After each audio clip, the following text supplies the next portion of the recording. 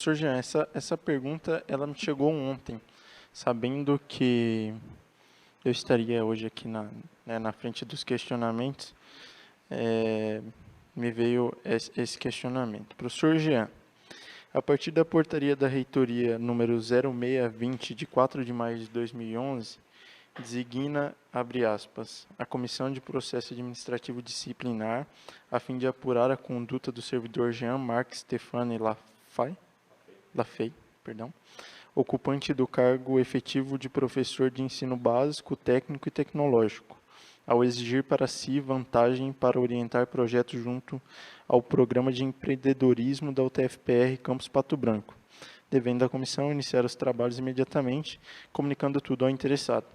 No que consiste esse processo administrativo disciplinar? A que pé anda? De quais vantagens o senhor está sendo acusado de exigir para orientar o projeto? Primeiramente, dizer que esse processo, a pessoa que me mandou a pergunta pegou a instalação e não pegou o arquivamento. Então, assim, esse processo foi instaurado e foi arquivado, provando a minha inocência. Então, assim, realmente tive um processo administrativo ao longo da gestão. Eu acho que é fruto de quem toma decisões, né? E pode, a qualquer momento, alguém ser indiciado ou ter tido uma denúncia a ponto de ter uma averiguação que foi devidamente conduzida e verificado que não houve irregularidade. Então, só contextualizar um pouquinho para ter um entendimento maior.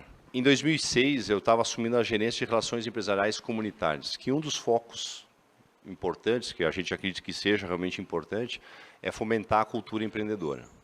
Nós tínhamos, era a época de reescrita dos documentos do PROEM, Programa de Empreendedorismo e Inovação da Universidade, e eu participei ativamente desse processo.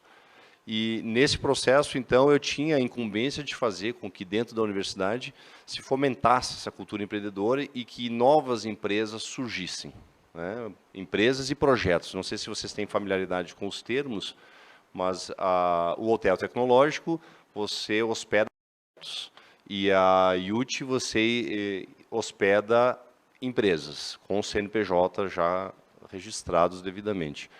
Então, na época, até por uma questão de dar como é que se pode dizer, incentivo, eu acabei convidando alunos e funcionários a participar de um projeto junto comigo numa empresa chamada Soler.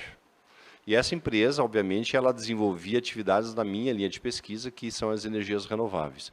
Essa empresa, ela foi devidamente registrada dentro da pré-incubadora, do hotel tecnológico, desenvolveu suas atividades. Eu era o professor orientador dessa empresa e desse projeto, e quando esse projeto chegou ao final, ele se graduou. Ao graduar, teve uma fusão entre o projeto e uma outra empresa, e essa nova empresa, com o mesmo nome, foi criada com CNPJ. Eu continuei sócio cotista, que a lei permite, embora hajam algumas interpretações de que isso não é permitido, mas a lei permite. Eu sabia disso porque estudava, e passei a ser sócio cotista dessa empresa, e a gente submeteu um projeto ao FINEP, que se chamava PRIME, e ganhamos, a fundo não reembolsável, R$120 mil para essa empresa. A minha experiência como sócio não foi das mais agradáveis, né? Não era exatamente o que eu tinha expectativa, e depois de um certo processo eu pedi para sair dessa empresa, dei baixa dessa empresa, e nesse meio tempo eu acabei conhecendo um empresário do meio da comunicação que veio com uma ideia de aproveitamento de energia de águas de distribuição, me perguntou se eu conhecia. Eu não conhecia nada sobre isso, mas disse que podia procurar, e de fato já existia patente sobre isso, e que já existia para aproveitamento de águas residuais em Xangai e nas Ilhas Reunion, que aproveitava isso nas águas de distribuição. E repassei isso para ele, e ele já tinha feito o registro de patente.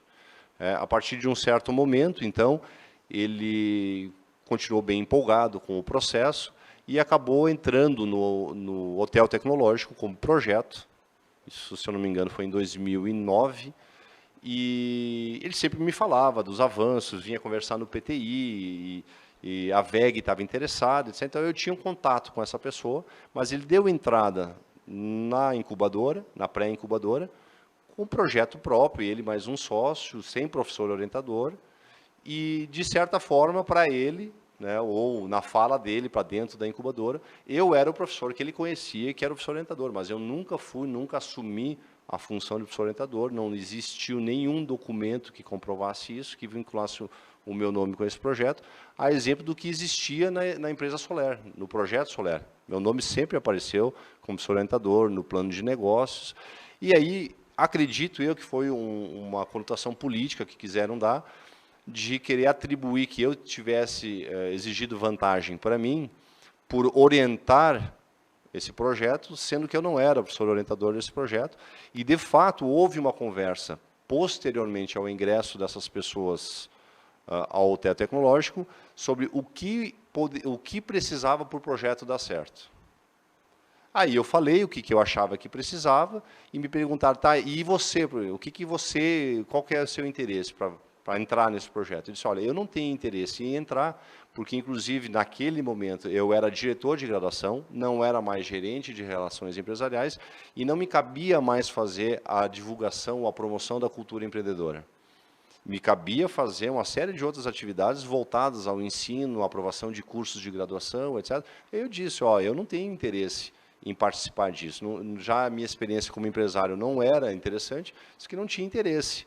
Mas que a patente que eles tinham registrado, essa eu tinha interesse em função dos meus indicadores de produtividade no mestrado, que eu atuava desde 2008 no mestrado e, por ter funções administrativas, eu não tinha uma produtividade muito boa.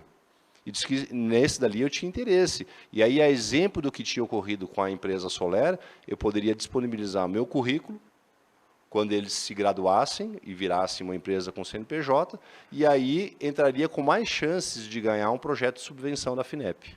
Então, a critério dessa conversa, muitos meses depois, eles acabaram assinando um termo de cessão de 5% de uma propriedade intelectual. E aí que vem toda a interpretação que o que é permitido e o que não é permitido. Então, existe um lado que dizia que eu não poderia, como professor orientador, exigir vantagem para mim. Eu não era professor orientador. Existe uma outra vertente que diz que professor de dedicação exclusiva não pode ter patente no seu nome. Eu concordo com isso, desde que a atividade que o professor exerce ou exerceu tenha gerado aquela patente, mas a patente já existia previamente, sem a minha participação.